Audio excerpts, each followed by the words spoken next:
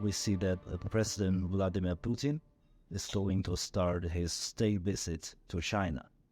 And do you want to make a prediction about the outcome of this visit and also the future about the China-Russia relations? Michal, welcome to Moscow. I think that in diplomacy, there are many things that have symbolic meaning. And this time, that will be the first foreign visit of Mr. Putin after inauguration and his election. Not always the visit of the head of the state to the other head of the state is called state visits. So there is something more. There is behind this will to visit first Beijing, the will of creation of multipolar world.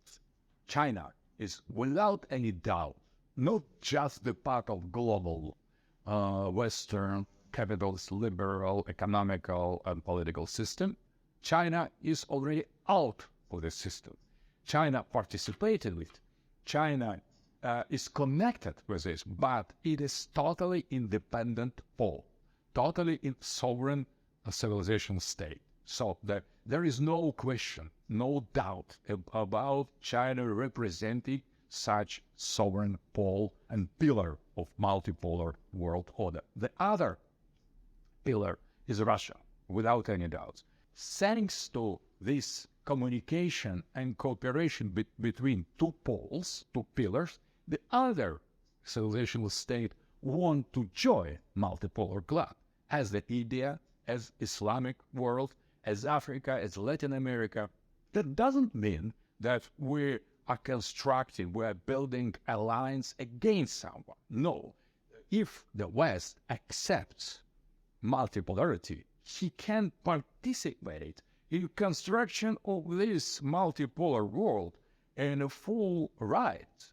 But if the West will continue to oppose at any price to an emergence of this multipolarity, we will be obliged to fight against that, not against the West, but against hegemony and pretension to save at any price this falling apart unipolar world order.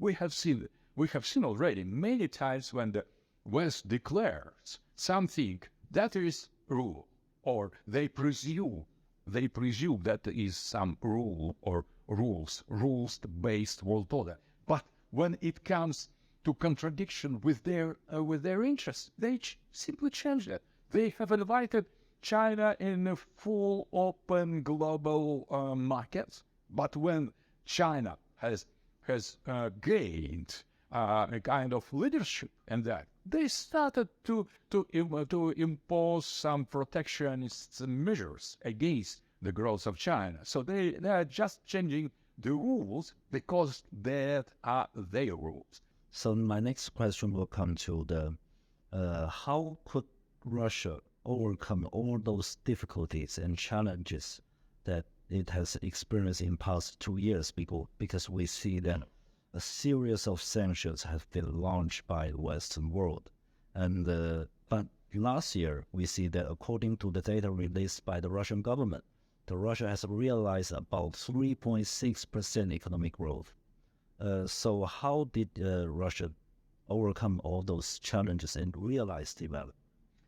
In order to answer your question, we need to make a kind small and short research in different versions of participation in the globalization process. Mm-hmm. So you Chinese, you have very special experience in that. So you have entered as more or less poor country, delayed in its development. After the reforms, you have managed to use the participation in globalization to the favor of the China. Russian experience of participation in the globalization was quite different. First of all, we have lost order.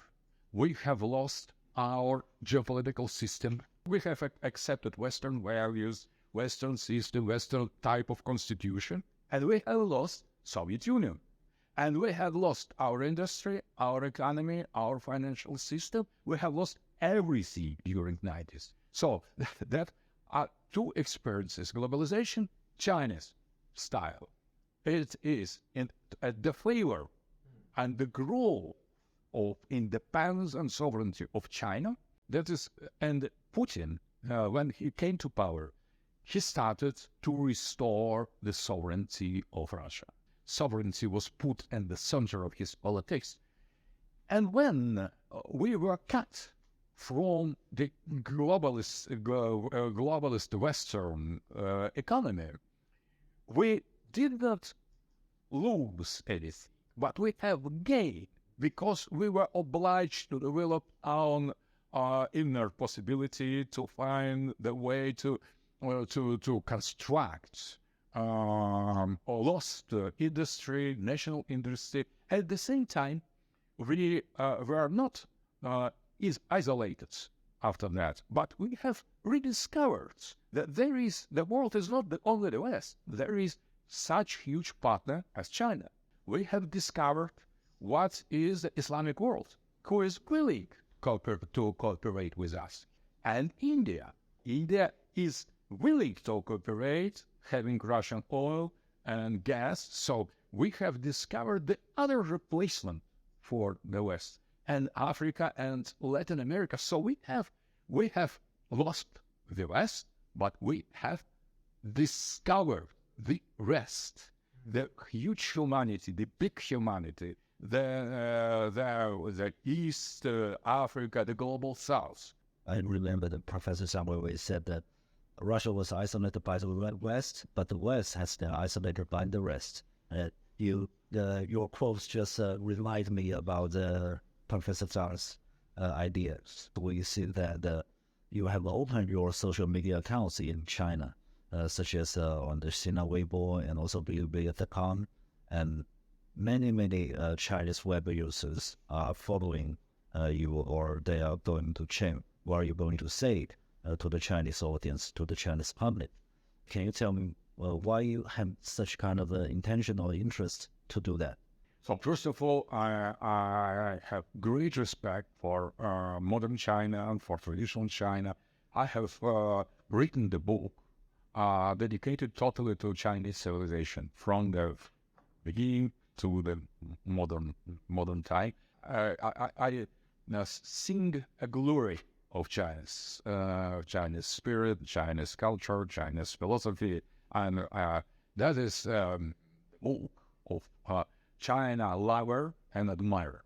So, and that is in general. Now I consider that we need to elaborate more the philosophical basis of China, Russia, and French. We need to understand each other better, to know better our societies, cultures, civilizations, traditional values. They are very different. In order to promote the full-scale deep dialogue between two civilizations, I have decided to open a social network in China, and to propose to Chinese public open and very democratic discussion. I'm just expressing my opinion on what is going on in Russia, what is going on at the global level, how Russians we consider importance of China, and what principles should be put in the fundament, the base of our future relation. And after that, the huge wave of debates forth. That was for me amazing. So I astonishing. I didn't expect that. I didn't expect, but I remarked that there was a kind of attack. Different persons started to use some fragments of my previous opinion of 90s, when we lived in totally different conditions. And I considered in 90s that China entering in globalization is losing its sovereignty, is going to betray its traditional values in favor of global capitalism, betraying as well socialist and communist And then you change your opinion because China is changed, and the change of China has surprised you that you didn't expect that, and then you become friendly and you support China-Russia friendship again. Is that correct? Absolutely, okay. Absolutely, but that's the change was 25 years ago.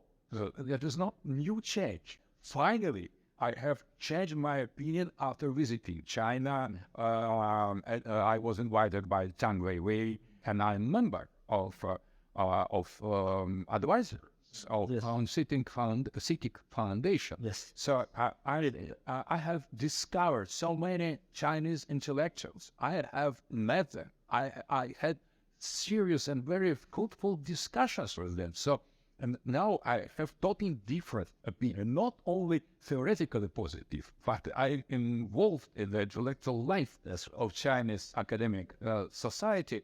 And more I know China, more I admire China.